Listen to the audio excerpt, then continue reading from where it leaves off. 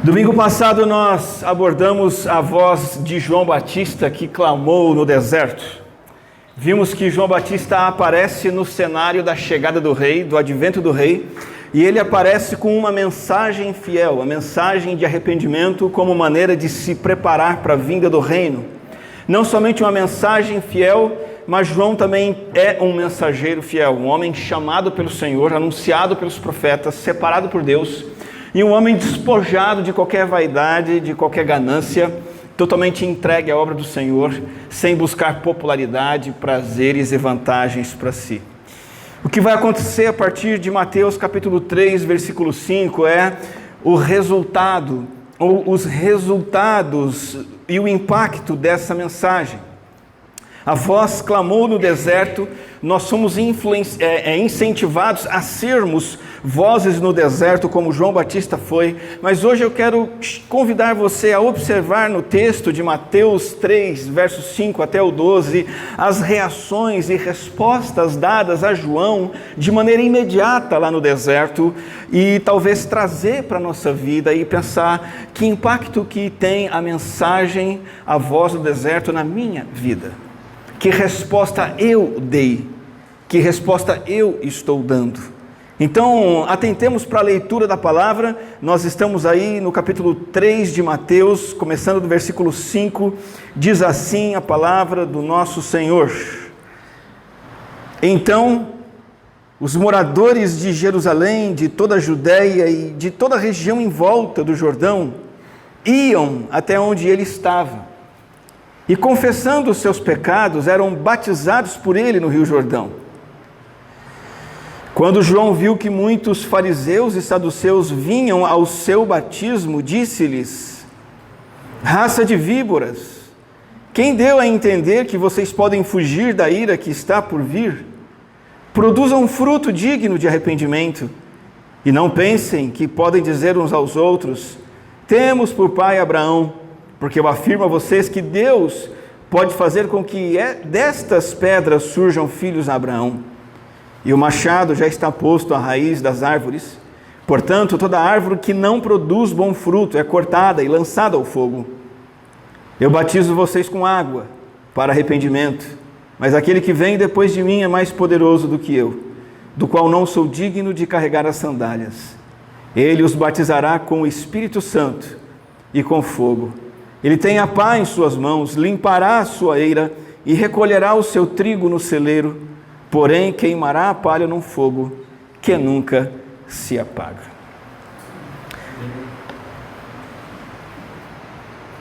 Nós temos aqui a descrição das respostas dadas a João à sua pregação no deserto. E a primeira resposta apresentada pelo evangelista, pelo apóstolo Mateus, é a resposta mais curta, e ele destaca o que aconteceu nos versículos 5 e 6. É a primeira resposta que eu convido você a refletir, apresentada nesse texto, é a resposta correta. A resposta correta de todo o povo. E existem três aspectos muito nítidos nesse texto, na resposta correta que aquele povo estava dando e que certamente você e eu também devemos dar. O primeiro aspecto da resposta correta do povo está aí no versículo 5, quando o texto diz que iam até onde ele estava. Moradores de Jerusalém, moradores de toda a Judéia e de toda a região em volta do Jordão, iam até onde ele estava. E a maneira como Mateus coloca o texto aqui dá a entender que eram pessoas de todas as origens. Gente de todas as classes sociais, níveis religiosos, pessoas de tudo quanto é status, condição financeira e etc. E Mateus deixa claro que é um resultado estrondoso, é um resultado impactante.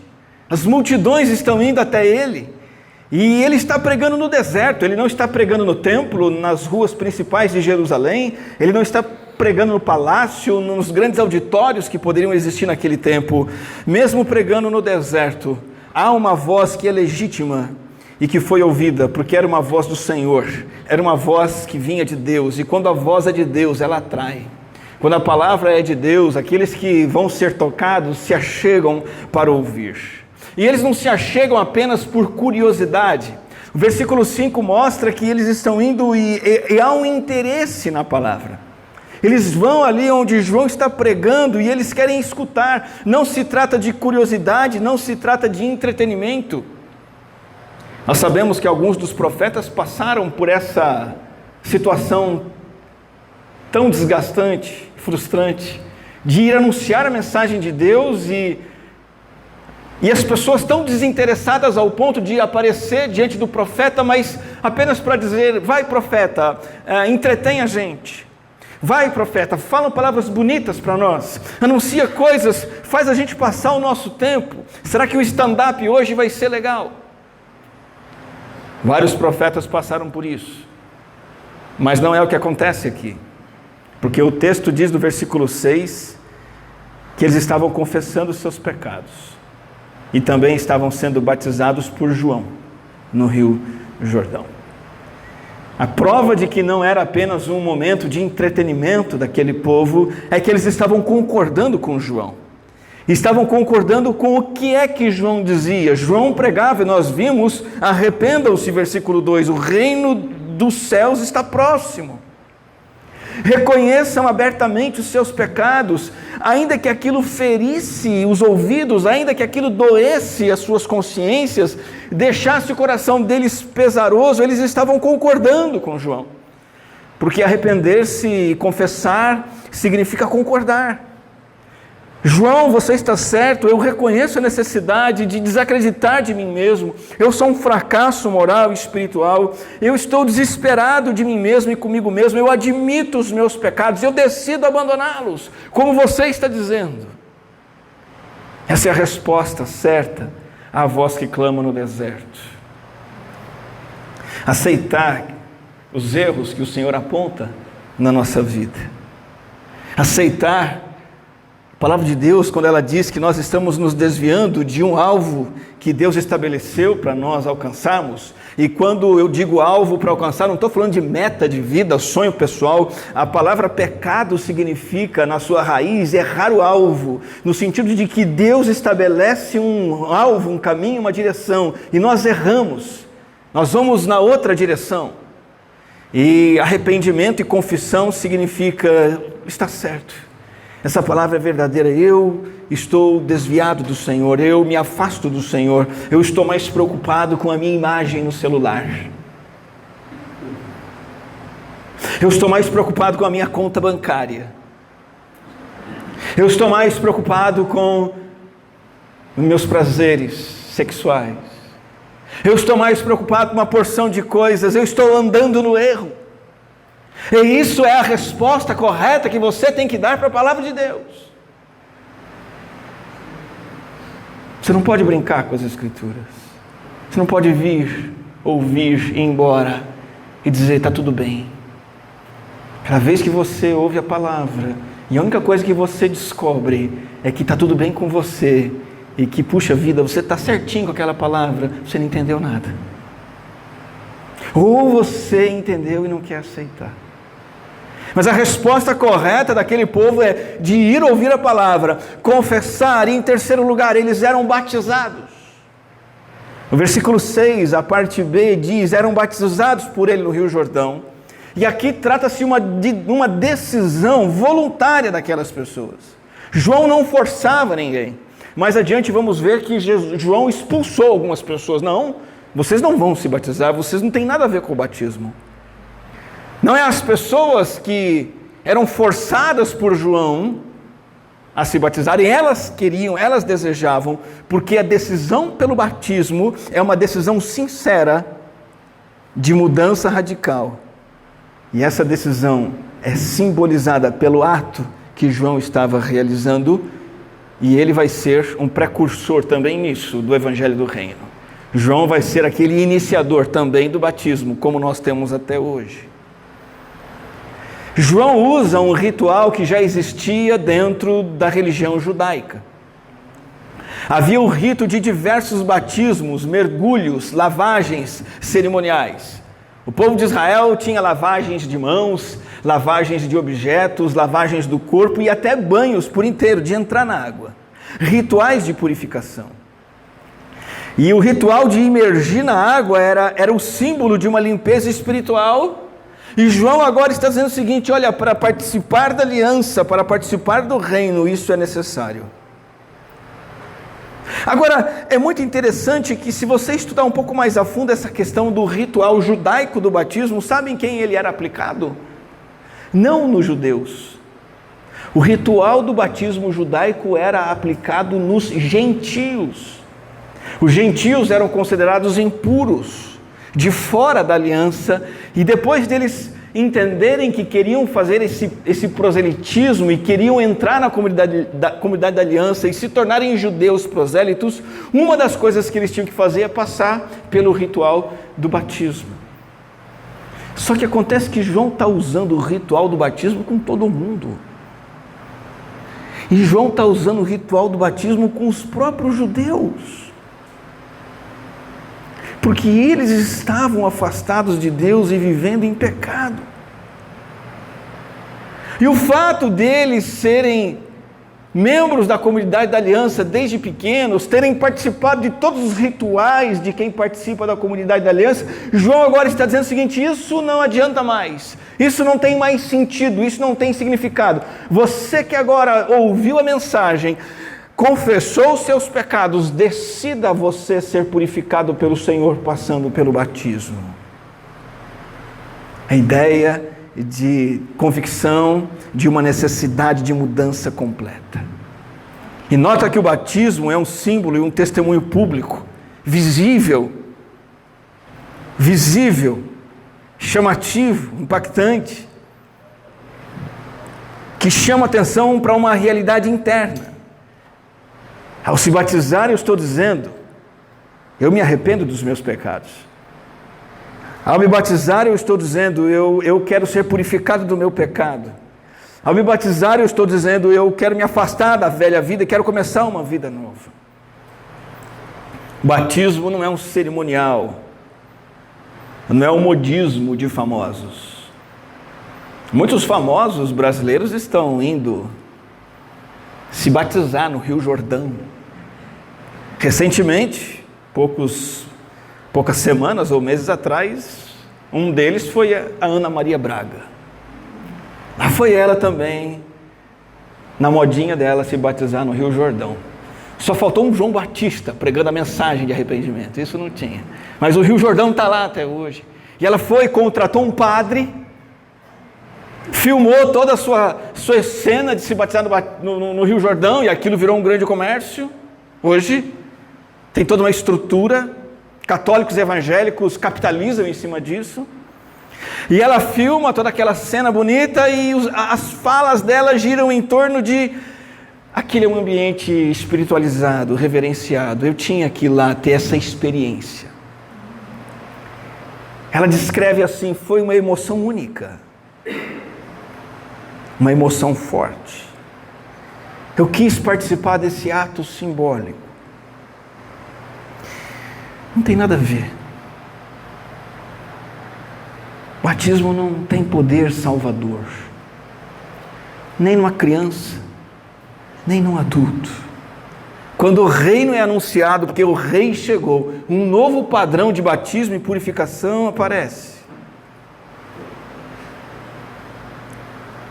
E você vai perceber que Jesus, ele vai continuar os batismos de João exatamente como João fez.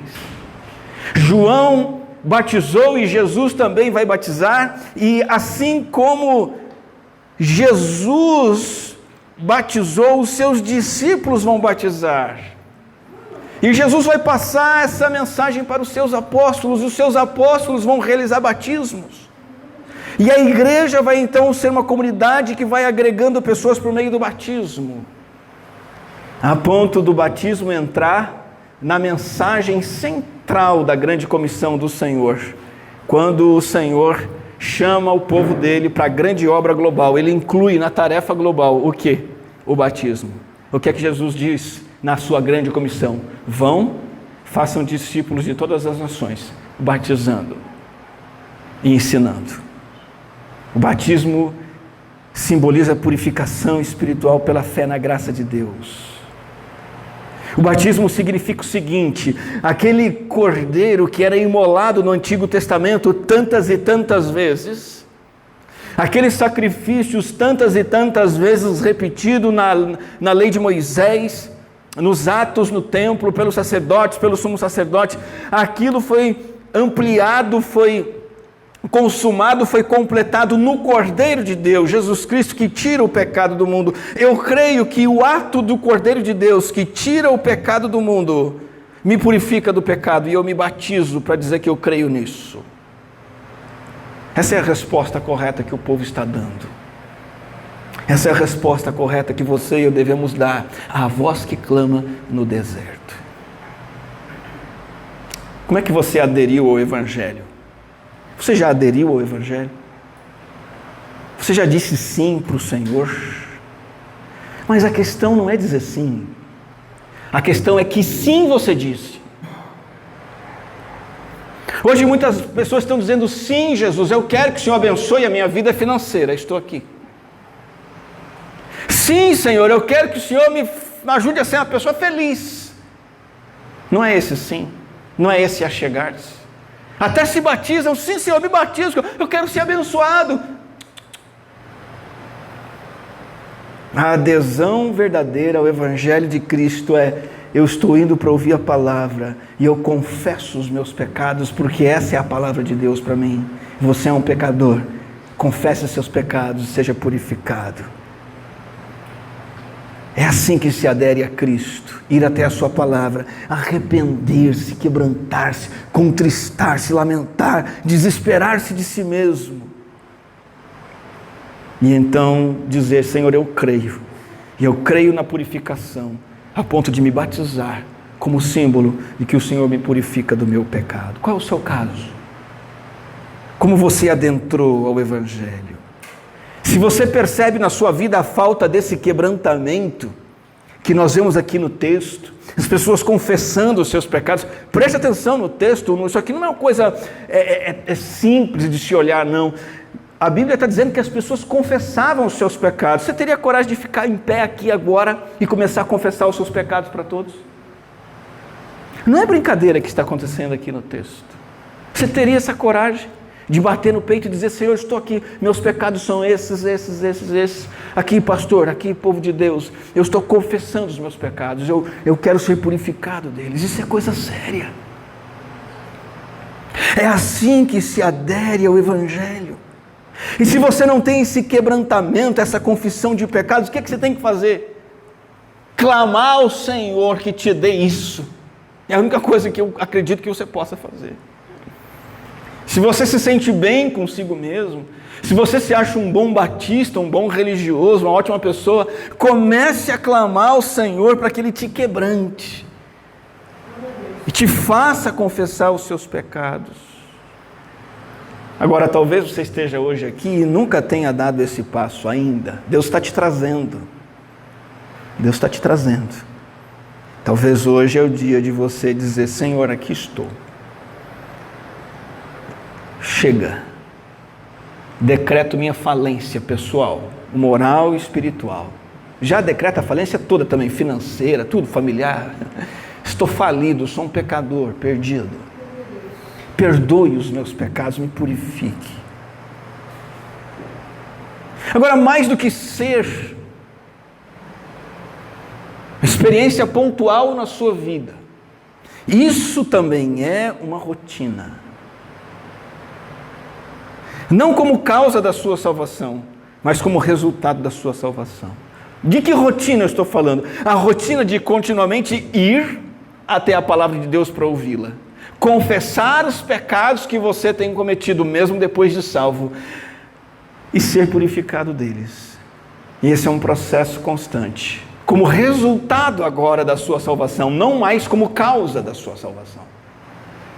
E se você já foi à palavra, já confessou os seus pecados, já se arrependeu, ponto final, não. Agora esse processo tem que ser um processo contínuo no teu coração.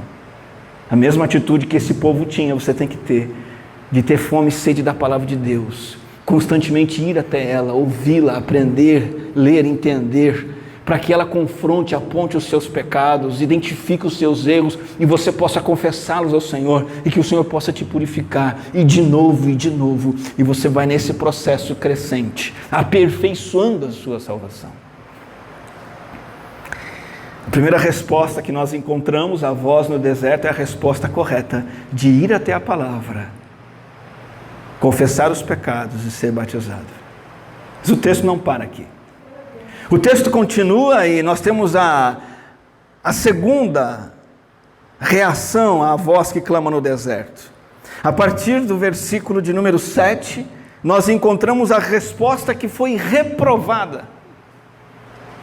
Pessoas estavam indo até João Batista no deserto, no local de pregação, um local de proclamação da palavra, estavam indo lá e mesmo assim estavam sendo reprovadas. Eles foram para João e João deu uma dura neles. Eles eram os fariseus e saduceus, diz o versículo 7. Quem eram os fariseus?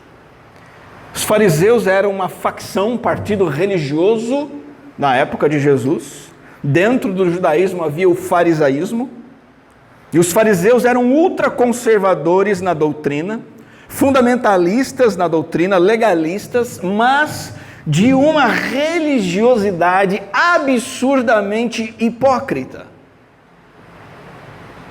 Tinha uma coisa que os fariseus eram muito bons, eram em ser atores, representarem um papel de religiosidade, de piedade, mantendo uma vida e um coração cheios de sujeira. Jesus também, João também vê indo até eles saduceus, outro partido religioso, mas um partido religioso com um viés um pouquinho mais politizado. E não ultraconservadores, e não dogmáticos e fundamentalistas. Os saduceus eram mais liberais. Não faziam questão de tantas doutrinas, discordavam muitas coisas dos fariseus, eram mais abertos, eram mais céticos, eram também mais nobres e mais donos do cascalho, tinham o poder e amavam o poder e o dinheiro. E João Batista os reprova duramente. Eu queria que você prestasse atenção para entender que tipo de resposta é errada e reprovada. Talvez você possa estar dando essa resposta na sua vida. Para facilitar, eu destaco pelo menos 4 aspectos de reprovação aqui, 4 atitudes que são reprováveis. A primeira, talvez a mais importante, é a hipocrisia. Verso 7, João vê que eles estão indo para o batismo e João diz, raça de víboras. Porque eles estão indo, e João sabia que eles estavam indo de duas uma. Ou para investigar João Batista, porque aquele era um movimento religioso paralelo de grande impacto, e de alguma forma eles tinham que conhecer aquilo para tomar medidas contra aquilo. Eles estavam indo investigar João Batista, ou pelo menos conhecer, ou curiosos, ou eles queriam visibilidade. Sabe essa coisa do famoso que onde todo mundo vai, ele está indo para se manter no meio de todo mundo? Está todo mundo indo lá, ver o João Batista, vamos lá também. Está errado isso. Eles querem se autopromover, eles querem se confraternizar apenas com os outros, mas não querem buscar a vida com Deus, não querem se arrepender de verdade. Como João os chama? Raça de víboras, ninhada de cobras. Vocês, fariseus e saduceus, se escondem nas tocas e fendas das pedras do deserto. João estava muito familiarizado com aquilo, é onde as cobras se escondiam, e ele usa aquela ideia que ele via constantemente no deserto, serpentes. É como se João dissesse assim para eles, o que vocês querem vindo aqui até o rio rastejando assim, já que são serpentes? Vocês estão achando que um pouco de água nessa pele de cobra de vocês vai fazer alguma diferença? É a vida que precisa mudar, não um banho na pele. Veja, a palavra que eles tinham nos lábios não tinha nada a ver com as atitudes pecaminosas que carregavam no coração nas escondidas. O veneno deles era pior que o veneno de uma serpente, porque era o veneno da hipocrisia. A primeira atitude reprovada por João e pela Bíblia é a atitude da hipocrisia. A segunda atitude reprovada eu chamo de negação. Usando uma palavra mais contemporânea, negacionismo. Quem aqui já ouviu essa palavra, negacionismo? Para com esse negacionismo. João os acusa de negacionismo. Quem deu a entender que vocês podem fugir da ira que está por vir? Para de negar o óbvio. Que história é essa? Eles estavam no caminho de perdição, no caminho do inferno, no caminho do pecado. Eles estavam debaixo da fúria de Deus, do castigo de Deus. Mas ao invés de fugir dessa situação, eles se anestesiavam com mentiras, com religiosidade.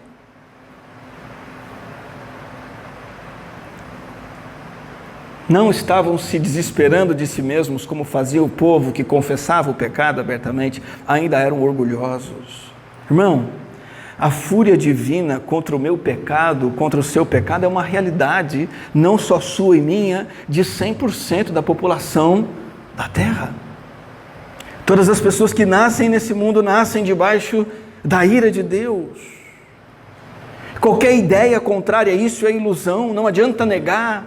E é o que eles faziam, e quando a gente se achega à voz que clama no deserto, negando o nosso pecado, negando que merecemos o inferno, nós estamos caindo numa resposta equivocada, que João despreza, que a palavra despreza e o próprio Deus despreza. Hipocrisia, negação. Em terceiro lugar, no versículo 8, uma resposta reprovada, porque é uma resposta sem frutos. Numa única afirmação breve, João esclarece essa questão e ele diz assim para os fariseus e saduceus: produzam fruto digno de arrependimento.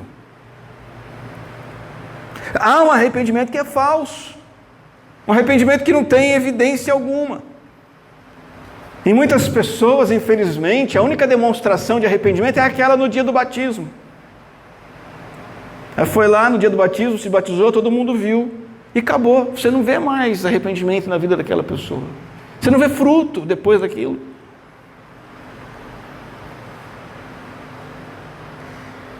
Aqueles religiosos professavam uma coisa com os lábios, mas não mostravam com a vida. Irmão, irmã, a resposta de aceitação da palavra de Deus precisa ser evidenciada com nova maneira de falar, nova maneira de agir, novas atitudes. Mudança radical de coração, de mente, de estilo de vida.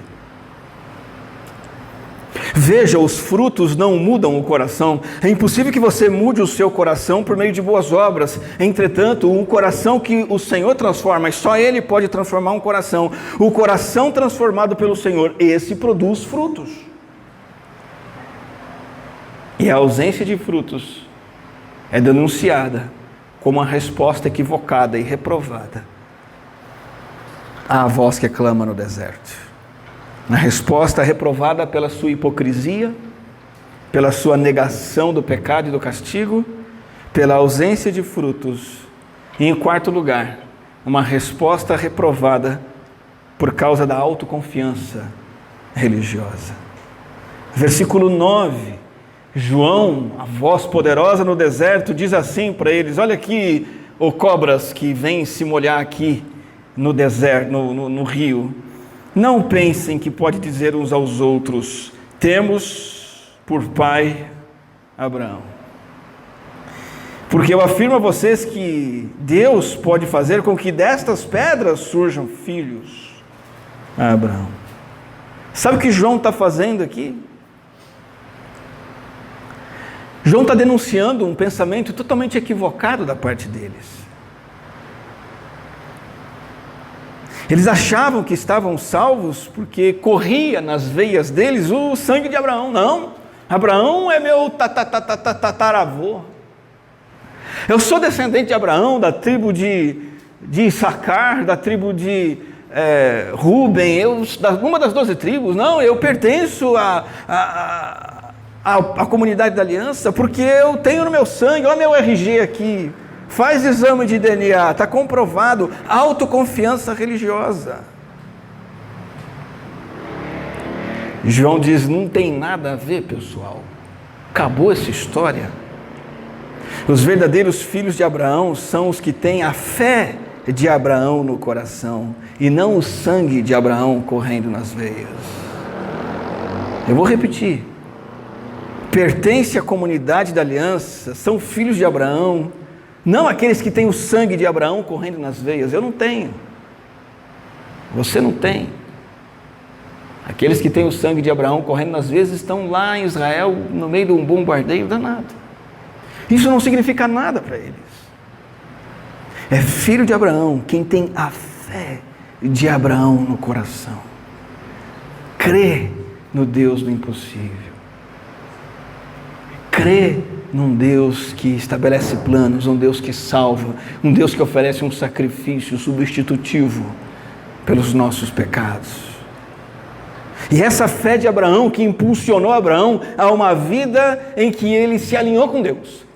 Ele creu e seguiu o plano de Deus, ele foi para onde Deus falou, ele fez o que Deus disse, falhou no meio do caminho, mas jamais se afastou do caminho que Deus estabeleceu, até que ele herdou a promessa, ele se tornou pai de um filho na velhice, e desse filho veio o outro filho, e depois 12 tribos, e o povo de Israel foi formado de onde veio o Salvador, Jesus Cristo.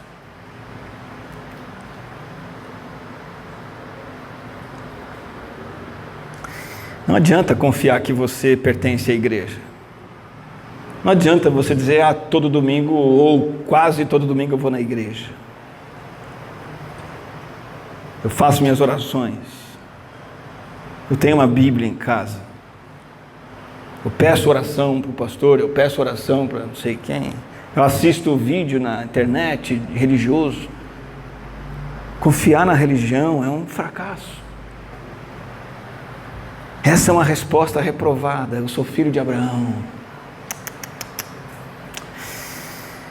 Depois de olharmos as duas respostas, a voz que clama no deserto, a resposta correta do povo que ia, confessava seus pecados, se purificava pelo batismo, e observar a resposta reprovada dos religiosos, que era uma resposta de hipocrisia, negação, ausência de frutos, de autoconfiança. O versículo 10 nos traz o resultado para essas pessoas, para todos nós. Ou nós nos arrependemos e confessamos o pecado e temos vida, ou não nos arrependemos e morremos. O versículo 10 diz assim: e o machado já está posto à raiz das árvores. Portanto, toda árvore que não produz bom fruto é cortada e lançada ao fogo. Simples assim. Há arrependimento? Há fruto de arrependimento? Houve confissão do pecado, mudança de vida, admitiu a condenação, foi transformado, o machado é retirado. Se não houve arrependimento, confissão de pecado, mudança de vida, o machado está lá, está colocado ali. Quando menos espera, o corte vem, a árvore será cortada e virá a condenação e o castigo. E é muito interessante que o texto do versículo 10 deixa muito claro que de que maneira se verifica a resposta correta. De que maneira se verifica a resposta equivocada? O texto diz aqui: a árvore que não produz bom fruto evidencia que é uma pessoa que é como os religiosos, ainda cheio de hipocrisia, negando o seu pecado, o seu castigo, não dando frutos e confiando na religião. Não tem jeito. Você observa qualquer árvore no campo, no terreno, na sua casa, num bosque, num parque, e você percebe como ela está observando o quê? A raiz? Não consegue. Observa a seiva bruta, a seiva elaborada. Você observa por dentro? Não, você vê o fruto, as folhas. Se o fruto é bonito, é vistoso, é saboroso, é árvore boa. Mas se o fruto está murcho, não tem fruto nenhum, é árvore ruim. Irmão, irmã, é importante o que a gente professa. É importante aquilo que a gente declara. É importante aquilo que a gente sente. Mas isso tudo perde significado. Porque o que mais importa é o que a gente faz. É como a gente age. É como a gente se comporta. E aqui nós estamos falando de vida no trabalho, vida em casa, vida no ir, no vir, vida com a vizinhança, vida com os irmãos da igreja, comportamento, vida de compromisso com a obra do Senhor. Isso é um fruto. E é isso que é levado em conta para o juízo. Ah, mas eu sou salvo pelas obras? Não. Mas a falta de obras ou as más obras evidenciam a falta de conversão. Religião sem verdadeira piedade de vida transformada é só uma paródia de conversão. Nós estamos na era das paródias. Está cheio de paródia de tudo. Eu tinha ouvido uma música de um rapaz há alguns anos atrás, as meninas me mostraram, e achei que a música era dele, uma musiquinha lá, sem graça. Hoje, anos depois, fiquei sabendo que é paródia de uma cantora famosa, que eu esqueci o nome, me ajuda? Da Katy Perry. Paródia. E agora que eu conheço a paródia, eu falo, puxa, é uma paródia mesmo, que coisa ridícula, né? Meus irmãos, não podemos ser, você não pode ser uma paródia de um convertido, você tem que ser um convertido autêntico.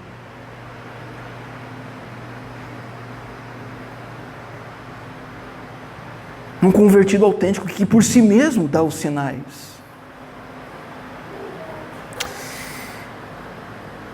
Esse texto de Mateus, ele também é relatado por Lucas. E Lucas detalha um pouco mais o que acontece quando as pessoas se achegam para João e que frutos são esses. E eu quero projetar aqui para vocês o texto de Lucas, ele está no capítulo 3, é um texto paralelo ao de João, e lá em Lucas 3:10, você tem aqui na tela, Lucas detalhou um pouco mais, e a resposta à pregação de João Batista foi essa, olha, as multidões perguntaram a João, o que é que devemos fazer? João falou, vem, se arrepende, se batiza e está tudo certo. Não. João diz assim, olha, quem tem 2 túnicas, faz o quê? Reparta com quem não tem. Isso é fruto. Repartir sua túnica. Repartir o que mais? Quem tiver comida. Isso é fruto. Primeira categoria de pessoas, a multidão. O que João diz? Partilha. Segunda categoria de pessoas, os publicanos. Também alguns publicanos chegaram para ser batizados e perguntaram a João, mestre, o que devemos fazer? E ele respondeu, se batiza aí, dá o seu nome para você ser membro da igreja, está tudo certo, começa a dar o dízimo, vai com Deus. Não. Parem de cobrar mais do que o estipulado. Porque é isso que os publicanos faziam, eles eram cobradores de impostos e adoravam levar vantagem. Em outras palavras, João dizia assim, pare de levar vantagem desonestamente. Seja honesto em todos os seus negócios. Fruto. Partilha, integridade nos negócios. Os soldados chegavam-se para João e perguntavam, e nós, o que devemos fazer?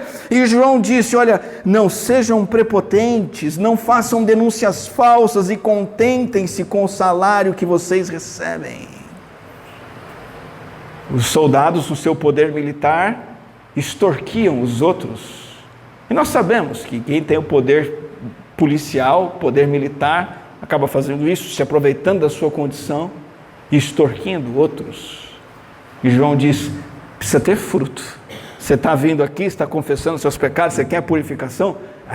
É assim agora. É assim que se vive para que o machado seja tirado de você. Deem fruto que mostre arrependimento. Irmãos, irmãs, ir, arrepender-se, purificar-se. Essa seja a sua resposta.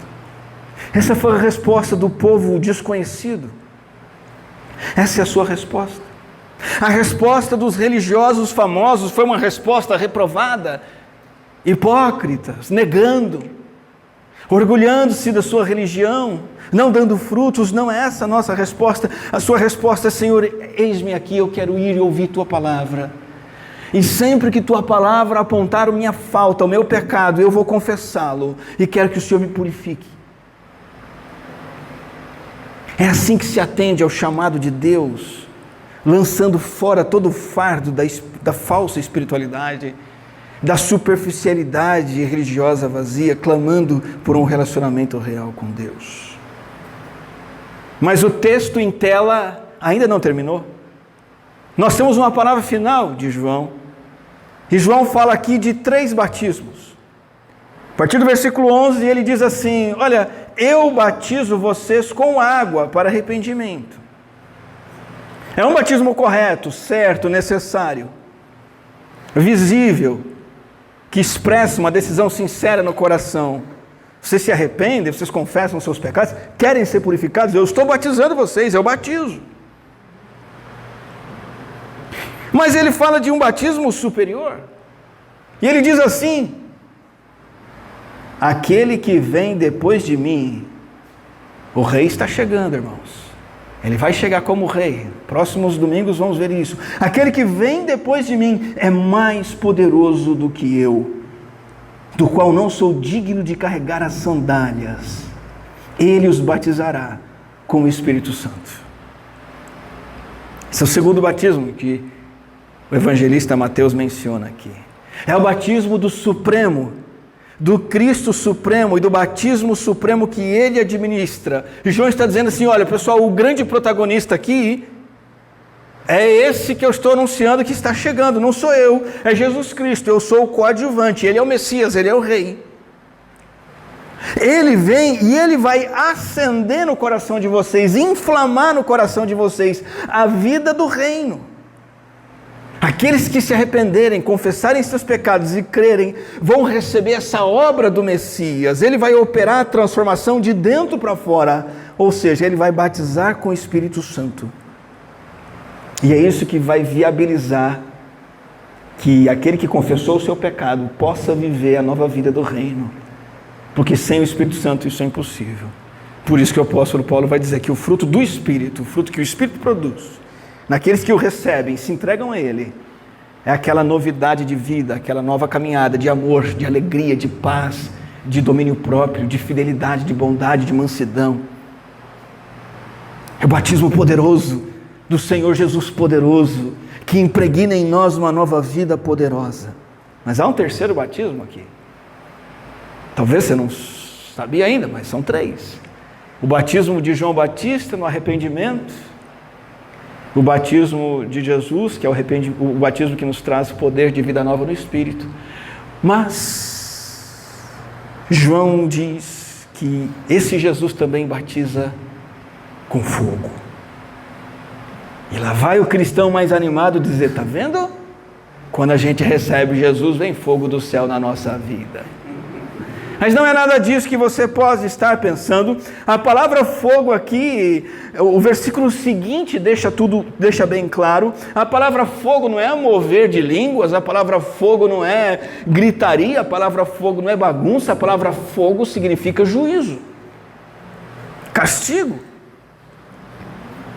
Não poder do Espírito Santo. Julgamento divino sobre o pecador que não se arrepende. Por isso o versículo 12 diz: olha, esse Jesus que vem depois de mim, tem a pá em suas mãos e limpará a sua eira e recolherá o seu trigo no celeiro. Essa é uma linguagem de castigo, de punição. queimará a palha num fogo que nunca se apaga. Você quer esse batismo com fogo? Eu não quero. Muitas pessoas, sem entender a palavra de Deus, pedem esse batismo, batiza com fogo. Confundem o fogo que João Batista anuncia com as línguas de fogo que aparecem lá no livro de Atos. Não tem nada a ver uma coisa com a outra. Veja que João usa uma linguagem do campo aqui. A pá, não é aquela pá que a gente está acostumado, né, de pedreiro. A pá era uma ferramenta que eles usavam para lançar grãos de trigo no ar. Alguém já fez isso aqui? Tem gente antiga aqui de Morungaba que eu já falei, eu fazia isso. Pessoal que trabalhava na roça, tinha plantação. Com a pá, joga o trigo para o ar, bem alto. E sabe o que acontece? A palha, que é mais leve, ela voa. Ela separa. O vento leva, e o trigo, que é mais pesado, cai de volta. E o trigo é armazenado. E a palha que voa e é levada para lá, ela era separada para ser queimada, porque não presta para nada. O Senhor Jesus Cristo vai separar um dia o trigo da palha. Isso é o batismo com fogo. Ele vai mostrar quem é quem. Ele vai revelar quem você é. Não brinca com isso. E se você for palha, Ele vai deixar isso bem claro. E o que está separado para você é o batismo com fogo. O Messias veio a primeira vez, ele trouxe salvação a todos, mas ele voltará a segunda vez como juiz para salvar os que se arrependerem e condenar os que continuarem impenitentes. Portanto, meu amigo, amiga, irmão, irmã, a voz clama no deserto. A palavra é anunciada e duas respostas apareceram aqui. A resposta do povo, de ir ouvir, confessar seus pecados e serem purificados. Ou a resposta dos religiosos, de desprezar, disfarçar, negar, não dar frutos, confiar na sua religiosidade. É urgente que você hoje saiba que resposta você deu, que resposta você tem dado. Vamos orar? Aqui estamos, Senhor, diante da Tua palavra. Graças te damos pelo modo como Teu Espírito mostra a vontade do Senhor aos nossos corações. Senhor, queremos aprender com isso e entender que o que o Senhor espera de nós é esse quebrantamento, de nos achegarmos à Tua palavra, para sermos por ela confrontados, para sermos pela Tua palavra convencidos dos nossos pecados, mas convencidos não para a morte, convencidos e confessar não para o fracasso, não para o derrotismo, e sim para a experiência maior da graça do Senhor, de que o Senhor é o Deus que purifica os nossos pecados, que o sangue de Jesus Cristo, Teu Filho, nos purifica dos nossos pecados. É assim que queremos ouvir a voz que clamou e clama no deserto. Em nome do Teu Filho amado, Jesus. Amém.